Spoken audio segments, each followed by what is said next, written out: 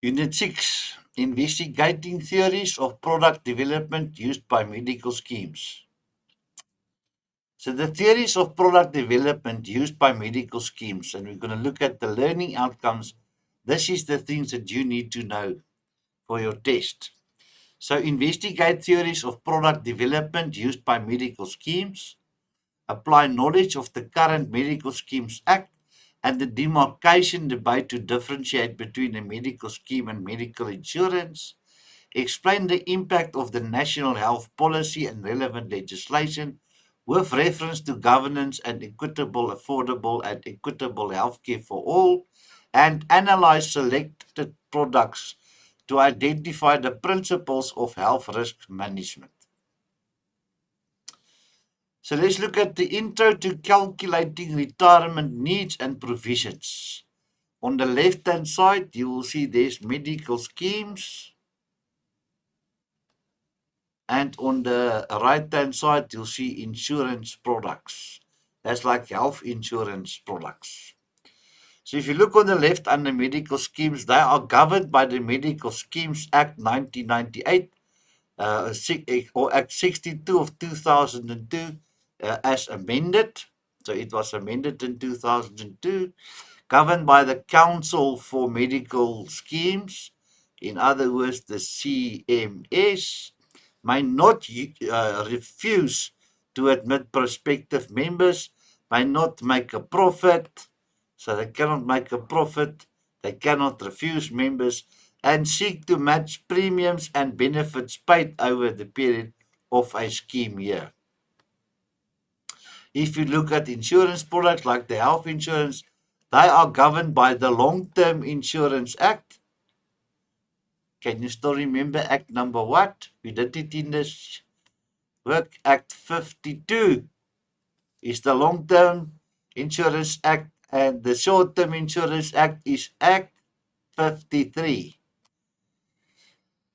Governed by the Financial Sector Conduct Authority, the FSCA, have the right to refuse to insure you.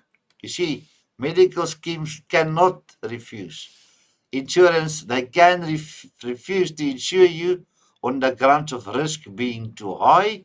Insurers are listed companies with a profit objective. You see, medical schemes may not make a profit, but insurance companies can have a profit for themselves and their shareholders. Rely on underwriting and actuarial knowledge to predict expected future claims over the long term. All right. Then on the next slide, on the same again. Actually, it's very long in your book, so as you can see. So I think therefore there's a few slides. So on the left, under medical schemes, they reimburse the members for the actual medical expenses on submissions of accounts. But the insurance companies, they pay the policyholder a pre-arranged fixed amount in the event of a claim. Medical schemes can be paid directly to the provider of the service, like the doctor or the hospital, so they don't pay the member, they pay the hospital or doctor directly, whereas health insurance must be paid to the policyholder. They don't pay the doctor or hospital, they pay the policyholder, not a service provider. And then the policyholder must take that money and pay his accounts at the doctor or the hospital. Medical schemes is registered medical schemes have to provide certain benefits and may not charge you contributions based on your age as insurance products do. Medical schemes are obliged to provide members with cover for certain prescribed minimum benefits, PMBs. All right, they must pay that. Insurance company on the right-hand side may refuse to issue a policy to an individual, or they may load premiums, or they can exclude certain conditions like heart conditions, liver conditions, lung conditions, whatever the problem might be. On the left-hand side, medical schemes must provide members with certain minimum benefits, especially those cover essential medical expenses.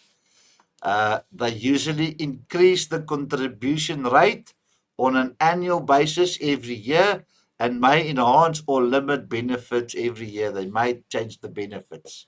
Medical scheme members can have their membership cancelled if they fail to pay premiums or if they are guilty of non-disclosure of existing medical conditions. On the right-hand side, if you look at insurance products, they will pay out according to the terms of the policy in the event that a health event as defined by the policy occurs. The policy pays the insured amount regardless of the actual expense.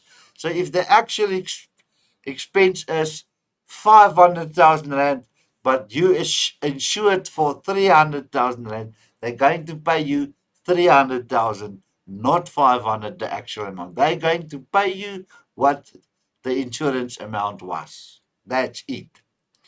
Insurance policies offer cover for the term of the policy, which in the case of a short-term policy can be anything between 30 days and a year.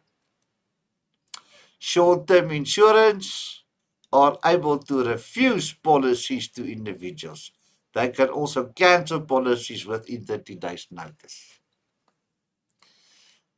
On the left-hand side, medical schemes are expected to spend in the region of 85% of your contributions on benefits, with the balance on non-healthcare costs. So if you pay 1,000 rand a month, they must spend up to 85, in the region of 85%. So they must spend 850 rand on benefits, with the balance on non-healthcare. So the other 150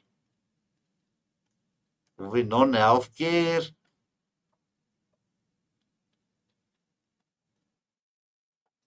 Okay. Insurance on the right-hand side, according to the Rice Edwards CEO and MMG, insurance policy cost ratios are uneconomical.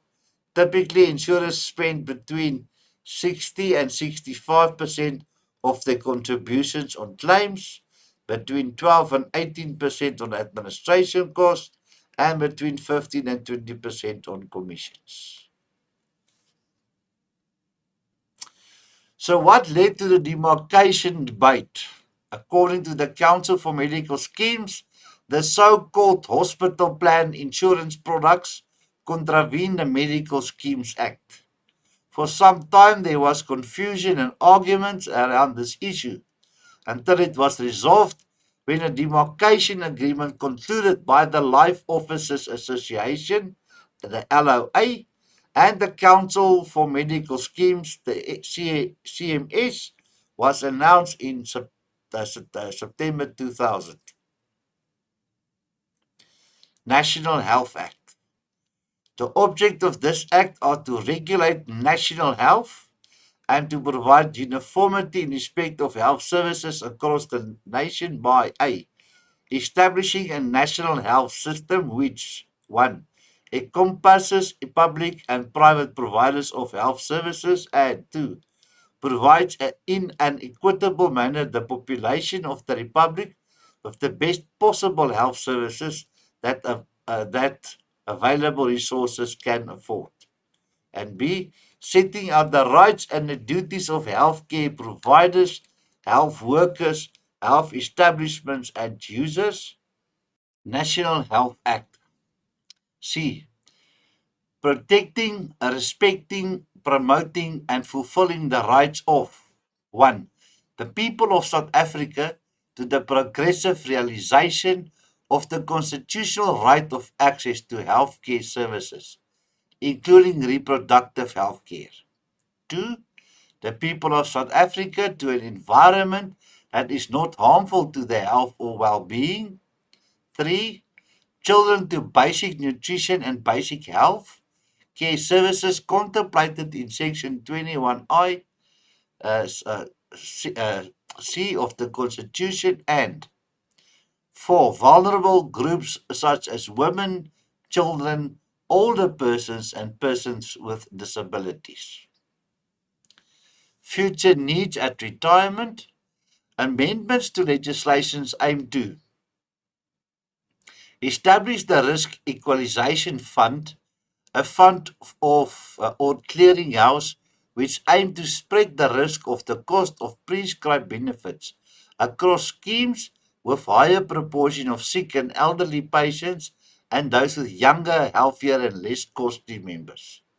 Provide for the submission of beneficiary information necessary to calculate the equalization transfers, specify the methodology for the estimation and payment of risk equalization payments, the factors the REF will use to determine which schemes will be paid by and which will pay into the REF, have yet to be finalized.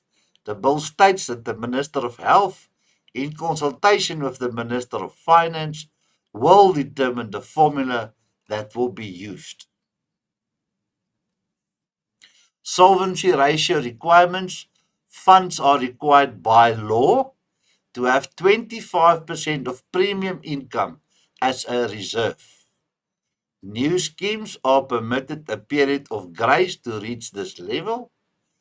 If the solvency level of a fund is dramatically over this level, it is usually an indication of members leaving the fund. Conversely, a fund experienced strong member growth, for example, Discovery, would have a declining solvency ratio. It takes time to build up the solvency ratio in respect of new members. That's the end of Unit 6. You know what to do. Thank you very much, people. I hope you enjoyed this. And thank you very much, and that I could have helped you. If you've got any questions, you know where to get me, and I'll get back to you. Best of luck. Goodbye.